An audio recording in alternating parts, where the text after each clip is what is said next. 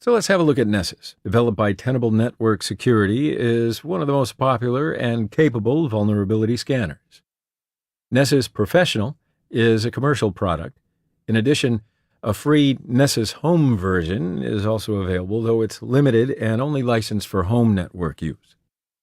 Nessus allows scans for the following types of vulnerabilities. Vulnerabilities that allow a remote hacker to control or access sensitive data on a system. Misconfiguration, for example, open mail relay, missing patches, etc. Default passwords, a few common passwords, and blank or absent passwords on some system accounts. Nessus can also call Hydra, an external tool, to launch a dictionary attack. Denials of service against the TCP/IP stack by using malformed packets. In preparation for PCI DSS audits.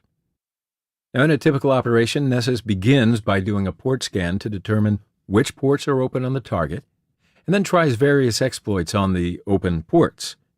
The vulnerability tests, available as subscriptions, are written in NASL, Nessus Attack Scripting Language, a scripting language optimized for custom network interaction. Nessus is constantly updated, with more than 70,000 plugins.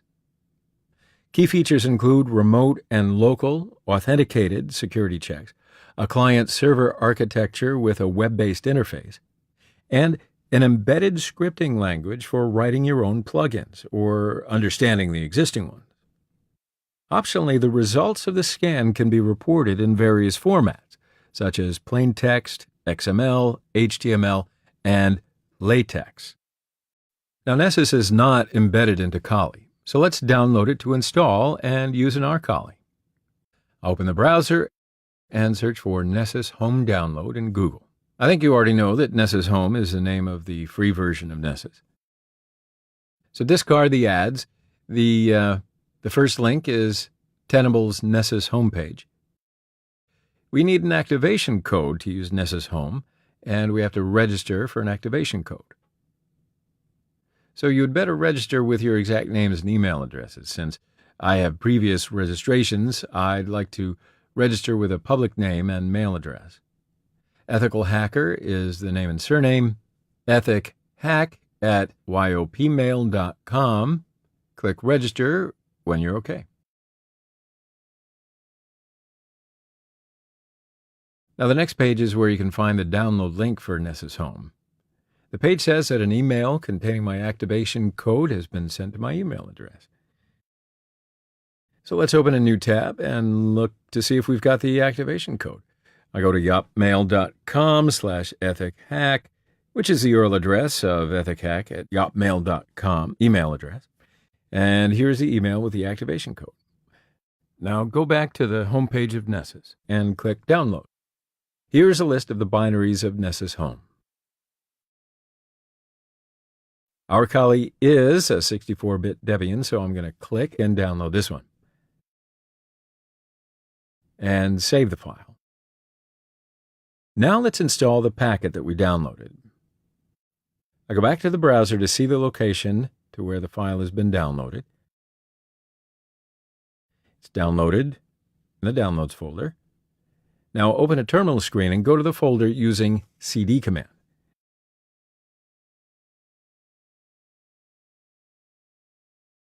To install the packet, use dpkg Linux command with iparameter. And last, type the file name. Remember, you can use the tab key to complete the file name and hit enter. The installation is completed within a few seconds. Now let's look at the messages. It says we should start the Nessus D daemon to start Nessus Home. And then we can connect to the web interface of Nessus, which will be served at port 8834. This is the default port of Nessus Home's interface. So use the service command to start the Nessus D daemon. First, I want to look at its status. It's inactive at the moment. Type service Nessus D start to start Nessus D daemon. Now, let's look at the ports of our Kali, which happen to be in listen mode. Use the netstat command with TNLP parameters And here it is. Port 8834 is being listened to by Nessus D. Now we can access Nessus Home's web interface. So go to the browser and type 127.0.0.1:8843 and hit enter. As you know, 127.0.0.1 stands for the local host. You can use the IP address of your collie instead. It doesn't matter. Whoops! Nessus service is an HTTPS service. So we have to use HTTPS at the beginning of our URL. So our browser says that the connection is not secure because the local certificate of Nessus is not registered by a CA, a certificate authority. No worries, click Advanced and then Add Exception and click Confirm Security Exception. And here's the first interaction with Nessus Home's web interface. So the next step is to set up Nessus Home. First step is to create an account. Select a username for yourself and add a password. Click Continue. The next screen asks the scanner type and the activation code, which has been sent to our email address while we were downloading the Nessus Home's installation packet. Here are the scanner types. We'll use Nessus Home, so leave the first option selected. Now I go to the email sent by Nessus and copy the activation code and paste it into the related field. Then click Continue. As soon as setup is complete, Nessus downloads and initiates the latest plugins, which will be used in the scans by Nessus. First, it downloads the plugins according to your connection speed. Now, it may take a few minutes, so be patient. Now it's compiling the plugins. This step may take longer than the download step, so you might want to go and grab yourself a cup of coffee.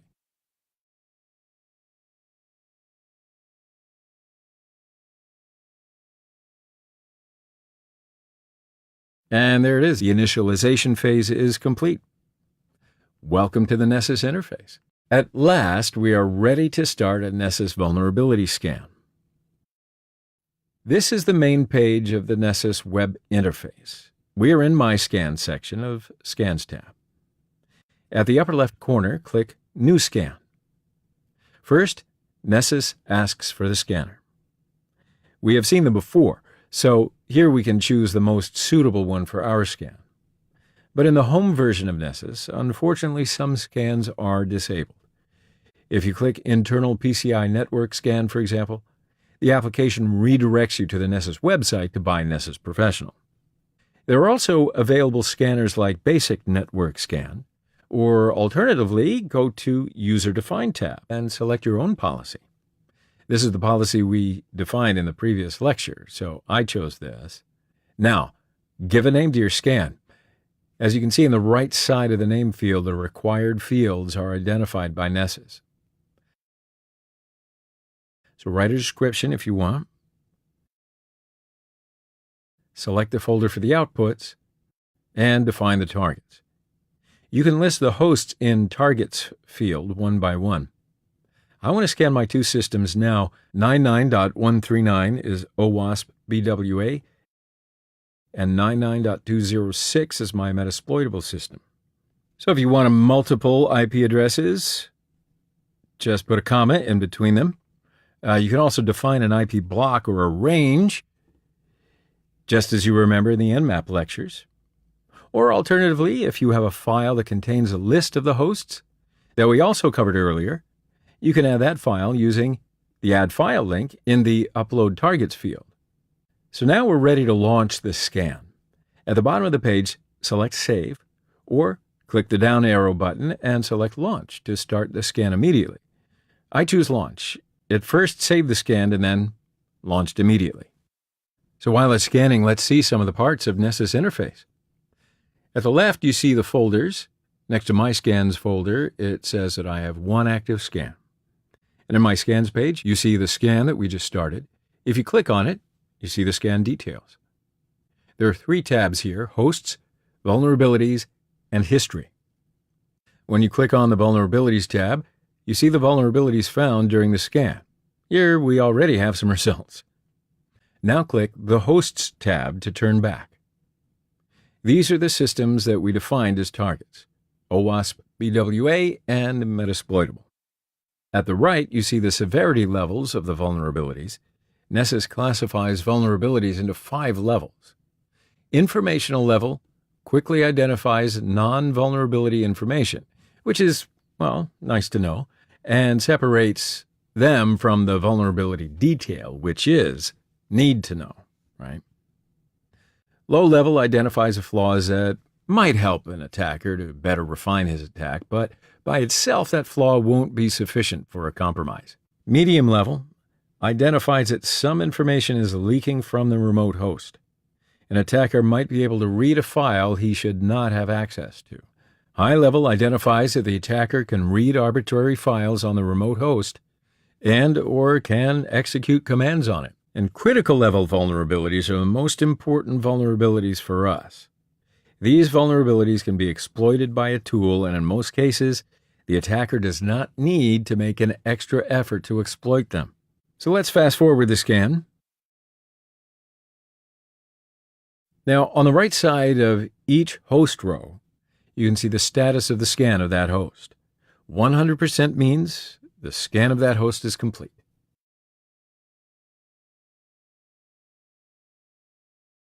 Did you know you can ping the hosts sometimes to understand that they're still alive?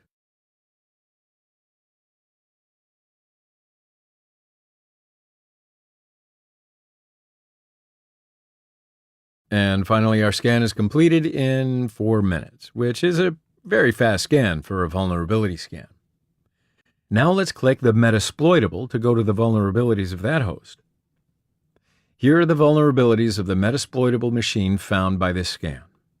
Please note that there might be other vulnerabilities that cannot be found by Nessus with the policy that we used. The vulnerabilities are ordered by severity levels by default, and I think that's a good idea. The vulnerabilities in the critical severity level are the most important ones for us again. So click on a vulnerability to see the details of it.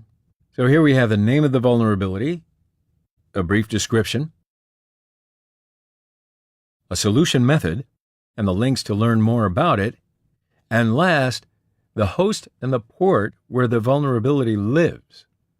At the right side of the screen, you see some additional and important information about the vulnerability. So for this particular vulnerability, Nessus says that we can exploit it using Core Impact, which is a commercial and very powerful exploitation tool. And here are the scores of this vulnerability. 10.0 is perfect for us. So click Back to Vulnerabilities to go back to the list of the vulnerabilities. Here there is another vulnerability which says the VNC server is running on the host and its password is password. If that's true, and if there's no additional measure to protect the host, we can access that host very easily. I'll show you. Let's test it.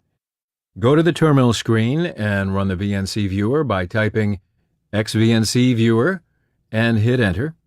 If you don't have VNC viewer installed on your Kali, type apt-get install xVNC viewer and hit enter. Type the IP address of Metasploitable as the VNC server and hit enter. And now type password as the password and hit enter again. And voila, we are in the system. I use the WOMI Linux command to learn the user that I've caught, and uname-a to learn the operating system and the kernel details. Ifconfig to see the information about the network interfaces, etc. Now type rm-rf/. No, just kidding. Don't do that. Don't.